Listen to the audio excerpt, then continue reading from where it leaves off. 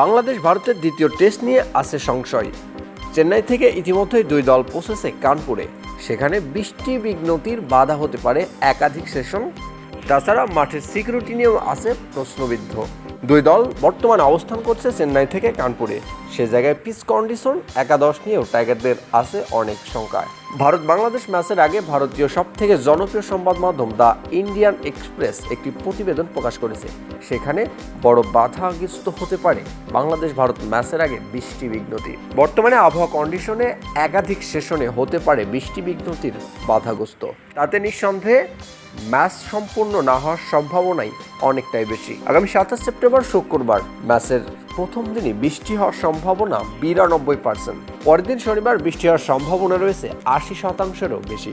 দুদিন বৃষ্টির পর ম্যাচ শুরু করা সম্ভব কিনা সে প্রশ্নের উত্তর দিয়েছেন ভারতীয় স্পোর্টস ডিপার্টমেন্ট। মনে করেন বৃষ্টির সংখ্যা আছে, বৃষ্টি হলেও তাদের বাধাগ্রস্ত হওয়ার সেই ব্যবস্থাও আছে। পানি নিষ্কাশন এবং কি সব সরঞ্জাম তাদের কাছে অ্যাভেলেবেল আছে। নিঃসন্দেহে বৃষ্টি হলেও তারা খেলা চালিয়ে যেতে পারবে, এমনটিরই আশ্বাস দিয়েছেন ভারতীয় স্পোর্টস ডিপার্টমেন্ট।